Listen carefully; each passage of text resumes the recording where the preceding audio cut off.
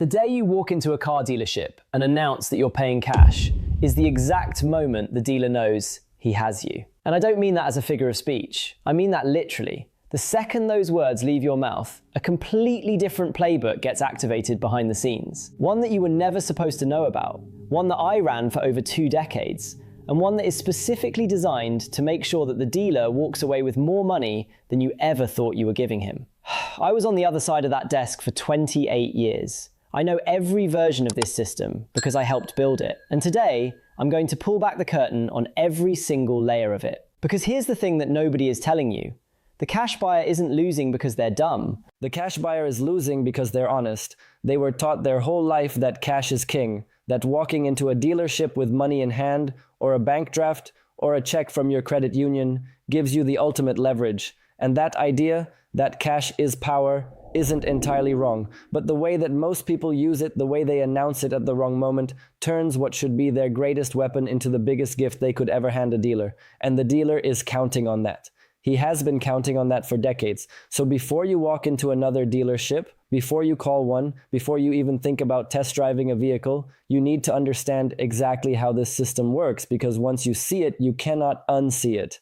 Let's start at the beginning, because most people have a fundamental misunderstanding about where a car dealership actually makes its money. And this misunderstanding is the foundation of everything that goes wrong for the average buyer. People assume that the big profit is in the car itself.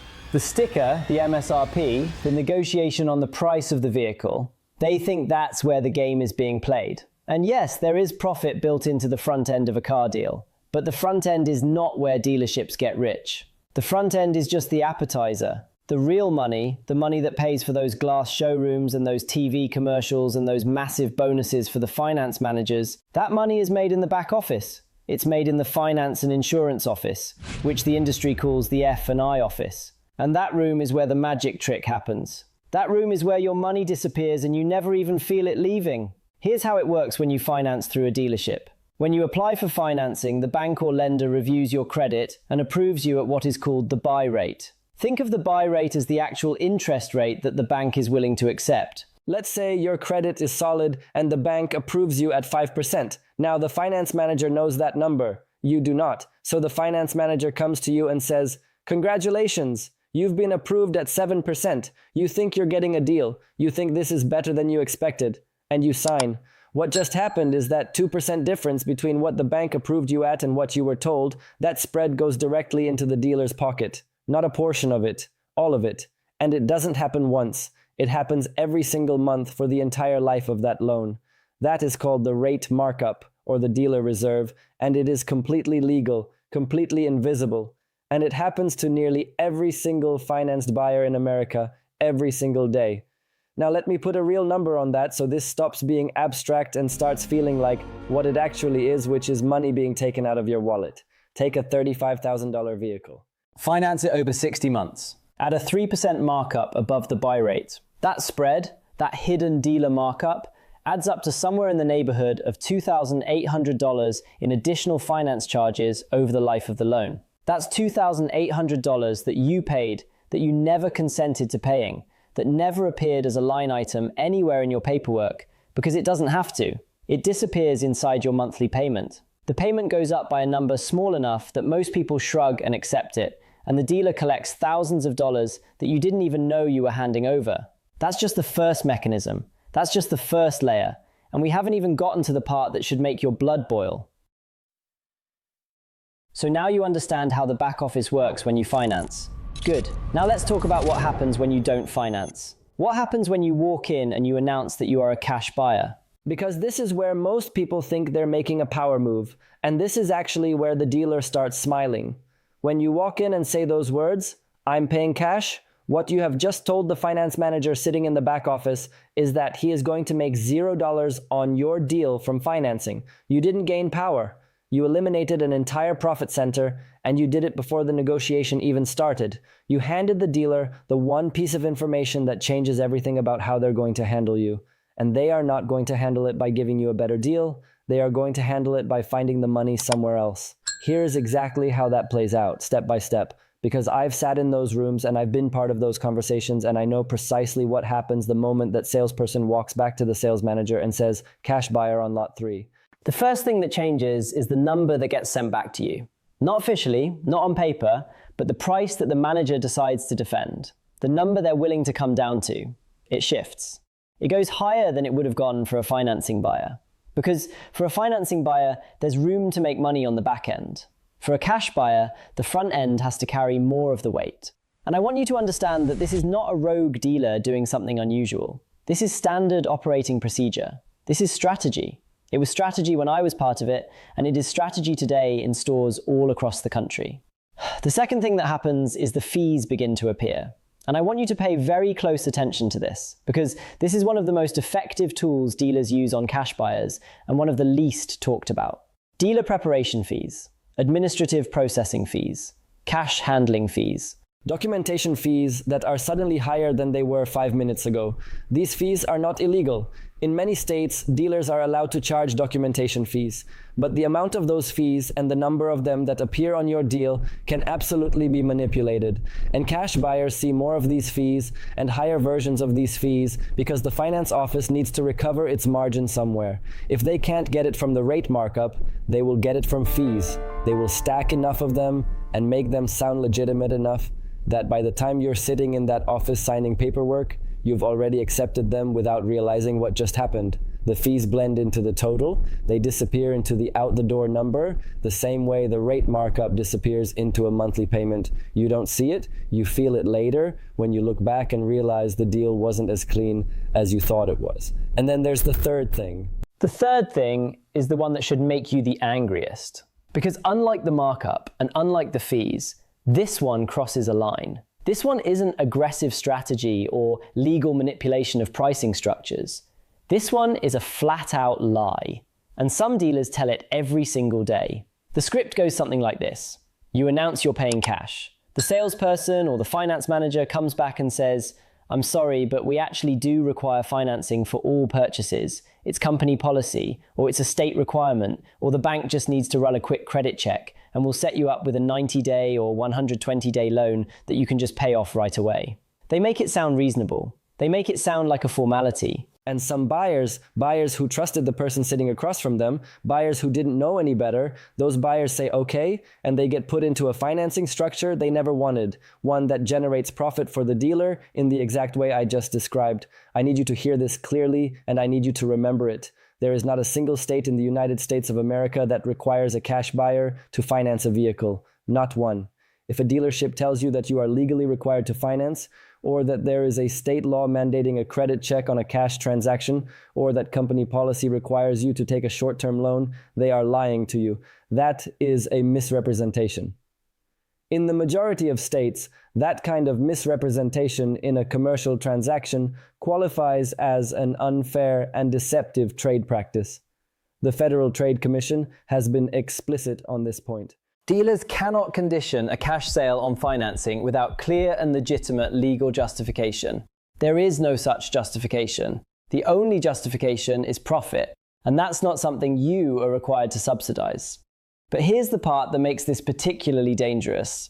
They are counting on you not knowing the difference. They are counting on the fact that when someone in a position of authority, someone who looks like they know the rules, tells you something is required, you'll believe them. Most people do. That's not a character flaw. That's just human nature. But now you know, and that changes everything. Now, I've just walked you through 3 different systems that a dealership uses to extract money from a cash buyer. And I want to take a moment here because I know this can sound overwhelming. I know that sitting with this information can make you feel like the whole thing is rigged against you before you even walk through the door. And honestly, parts of it are. I'm not going to sugarcoat that. The system was built over decades by very smart people who understood psychology and negotiation and human behavior, and it was built with one purpose: to maximize the amount of money that comes out of your pocket and into theirs. But here's what I also know, and this is the part that changes everything. The cash buyer who understands this system doesn't lose. The cash buyer who walks in informed, who knows exactly what to do and exactly when to do it, that buyer wins, and wins big. The only person who loses is the one who walks in and announces they're paying cash before the deal is locked. That's the person the dealer sees coming from across the parking lot. And that is exactly who we are not going to be. So let's talk about the actual strategy. Let's talk about what you do instead, because this is where everything flips, and this is where you stop playing the dealer's game and start making them play yours.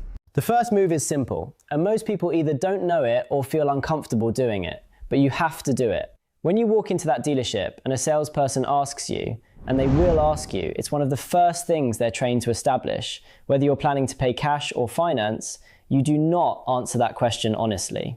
Not yet. You say something like, I haven't decided yet. I'm still weighing my options. What I want to focus on right now is the out-the-door price on this vehicle. That's it. That's the answer. You are not lying. You genuinely haven't decided, as far as they need to know, and as far as the deal is concerned, the payment method is entirely separate from the vehicle price. What you've done with that answer is you've kept the back-end profit question open. The finance manager in the back still thinks there's a chance he might see a deal from you. That means the salesperson still has full incentive to give you their most competitive front-end number because they're still playing for the whole deal, not just the front end.